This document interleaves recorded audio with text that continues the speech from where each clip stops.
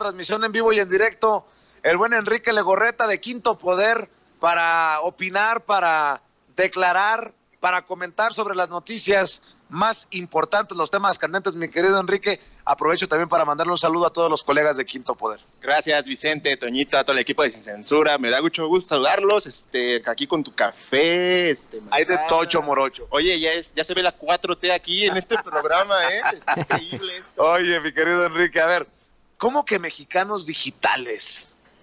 Es que las declaraciones de Andrés Manuel, como escuchaba hace rato, venía escuchando a la doctora Leticia, es increíble cómo los mexicanos ya estamos muy mal, o sea, en las redes sociales el esconderse de manera digital hace que aparezcan las peores caras, ¿no? El racismo, discriminación. Aunque sea contradictorio, porque lo que no ponen en sus perfiles son sus rostros. Exactamente, se ocultan en el anonimato para dar estas declaraciones. Es terrible, o sea, el fin de semana uno estaba disfrutando del concierto aquí en la Ciudad de México del Corona Capital, un concierto muy fifí,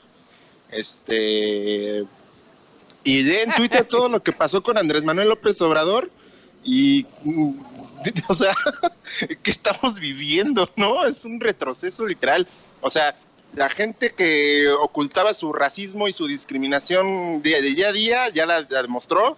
Se está descarando. Están descarando. Los que ya son así, pues ya no está por demás mencionarlos.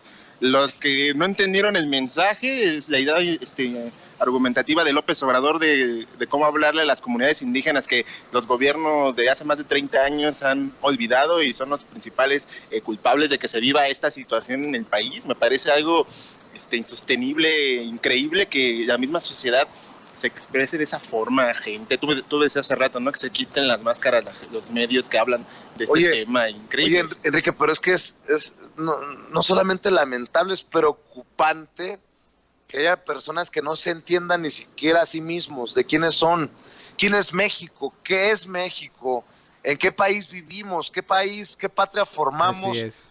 Porque si ofendes a un indígena, te escupes a ti mismo en la cara. Y no puede ser posible que cierres los ojos con tu veneno hacia este gobierno y digas que básicamente están privilegiando a quienes históricamente han sido olvidados. Y lo decíamos la semana pasada, no me gusta esa palabra, se los dije, pero se los dije, con lo de Evo Morales, se trató todo de un tema racista y un tema de discriminar al pueblo indígena. Toma chango tu banana. El fin de semana se confirmó esta teoría y ahí está el resultado, ¿no? Desafortunadamente México, ser un país mestizo, indio y criollo, como diría López Obrador, abre la puerta para que realmente los que somos de esa categoría seamos evidenciados. No digo que yo, sino en general lo que comentaban en las redes sociales, la gente, los mismos panistas que tú decías, ¿no? Está la presidenta de la Comisión de Derechos Humanos ahí en el Senado, ¿no? Kenia, hablaba de este tema de López Obrador. Exactamente, gracias, Toñito. Hablaba de este tema increíble que después lo borrara porque se dio cuenta de la estupidez que estaba diciendo. ¿Y es un problema de panistas? Porque no es problema de panistas. O sea, sí ellos... Pero ellos iniciaron el discurso y el hashtag. Ellos empezaron ese desmadrecito, como dirían en las redes sociales, pero desafortunadamente hubo gente que se clavó, o sea... tu amigo Chumel Torres, ¿no? También hablaba de eso. Tu amigo, no me ofendas. Tu hermano, tu primo lejano del norte, hablaba de ese tema también. Decía, güey, o sea, si lo vas a hacer en tema de risa, en hacerlo mame, como diría él, pues entiende, ¿no? Pero ya cuando lo tomas en serio y dices, neta, ¿es realmente lo que opina esta persona? ¿Es lo que quiso decir López Obrador? O sea, mira, no te paso, pero entiendo que un comediante, que un personaje saque estas cosas, pero ya los políticos posicionando esos temas, y mi querido Toño, pues yo estoy de acuerdo con Enrique Legorreta que es para el análisis. ¿En qué país vivimos? ¿Vivimos en un México racista? Sí, ¿O a ver, es un muy pequeño sector? Es un muy pequeño sector, porque esa es otra cosa. Puede ser un muy pequeño sector ruidoso que no necesariamente refleja al México todo. A ver, muchachos, vamos a ser bien honestos. Creo que hasta esta última década se ha hablado de racismo en México, pero antes pues era de lo más natural. ¿Cuántos de nosotros no fuimos discriminados, aunque sea en la primaria, por ser morenito, ¿no? Así siempre decían, ay, no, es que preferimos a los blanquitos o veto a saber. La verdad es que era algo natural en México que dijeran así de, tú cásate con una blanca para mejorar la raza, tú cásate con un blanco para mejorar la raza, puras bobadas. No puedo decir groserías ahora porque estamos en televisión abierta y muchos niños nos están viendo, pero en el pasado Perdón, sí es cierto. Pero en el pasado niños que nos están viendo en el pasado, se criticaba mucho a la gente por su color de piel. Aquí en México se minimizaba a la gente por eso y se hacía algo como muy natural. Recuerden, por favor, esas porquerías que veíamos en Televisa o en TV Azteca de programas de comedia, en los que siempre la persona que era, no sé, que era una trabajadora doméstica, pues era indígena, y se burlaban de los indígenas, y se burlaban de las personas de origen africano, y era algo muy chistoso, ¿no? Burlarse también de los asiáticos. Hoy sabemos que eso no está bien, ni siquiera porque no sea políticamente correcto, no está bien, pero como ellos crecieron con esta idea, los panistas, los conservadores en general, fueron a todas estas escuelas pues de paga, en las que a todos molestaban si no eran blancos o de origen español, pues obviamente siguen teniendo esta idea, y para ellos es absolutamente indignante que se le pueda dar el privilegio, por decirlo así, la prioridad a un indígena que a ellos, que son muy blanquitos. Honestamente, así somos un México racista, lo hemos sido siempre. Y también aquí creo que debe de tomar relevancia el papel de los medios de comunicación para la concientización, para el análisis abierto, para guiar este discurso, aunque muchos en los medios de comunicación también se resbalen con este tema. No es secreto que hasta hace pocos años, y como no veo mala televisión desde hace tiempo, no sé si siga. A ver, hay que ver de todo, Vicente. Pero a ver, las novelas, el güerito era el protagonista, el morenito era el sirviente, todo esto ha permeado para que la gente se crea una realidad que no existe. Sí, no. Bueno, primero una disculpa a todos los televidentes de La Octava. Les mando un abrazo. Perdón por es que ¿Por qué? me alebrecé Sí, un hombre, poco no pasa nada. Una que otra no. Perdón. ¿Cuáles palabrotas? Unas que salieron ahí. Hombre. Dos, mencionando eso que tú dices, mucha gente decía el racismo a la inversa. No, señor, eso no existe. El racismo a la inversa no existe. O sea, quien diga eso, Dios mío. Pero estarás de acuerdo que lo mismo es racismo si en el caso de Estados Unidos un blanco discrimina a un negro que un negro discrimina a un blanco. O sea, sí puede existir racismo en diferentes sentidos. Pero no es el racismo al inverso, no existe. O sea, el racismo es el racismo y punto. El racismo no conoce de, como diría la palabra, no conoce de colores. El racismo es hacia la persona y punto. No hay más.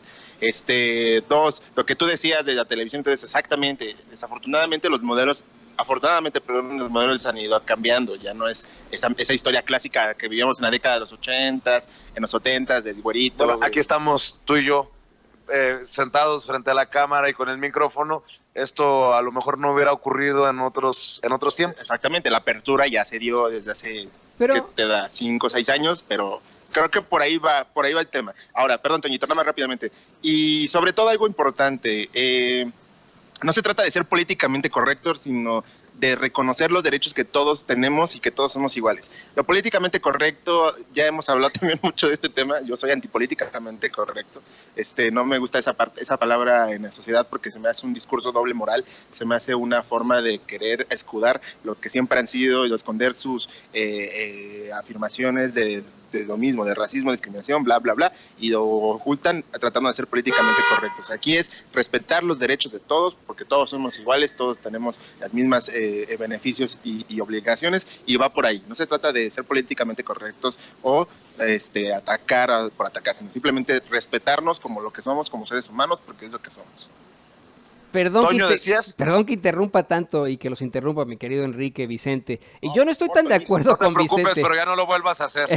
en efecto, o sea, sí existe un racismo de un grupo social hacia otro, en efecto. Como lo decía la doctora Leticia Calderón Chelios, no existen razas, somos una especie como humanidad.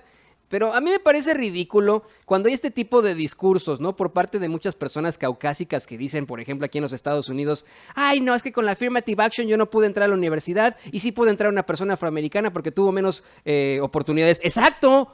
Tuvo menos oportunidades. Y la verdad es que esta idea tonta de que sea racista, el hecho de que por los 65 años se le dé la pensión a una persona por ser indígena, eso no es ser racista, es poder vincular a grupos que han sido rezagados en algo que verdaderamente necesitan. Aquí en los Estados Unidos, a finales de los 70, se crea un acta de libertad religiosa con la que, por ejemplo, los indígenas americanos, los indígenas estadounidenses, pueden consumir peyote. Escuchen esto, pueden consumir peyote en sus ceremonias y etcétera, pero el peyote sigue siendo una droga. El peyote aquí en los Estados Unidos sigue siendo un estupefaciente que se castiga, ¿no? Si se consume en algunos estados, evidentemente. Y nadie dice, ay, ¿por qué los indígenas americanos sí consumen peyote y yo no me puedo dar un viaje de esos? Es ridículo, verdaderamente ridículo el discurso de los panistas. Ya no los interrumpo más, disculpen ustedes.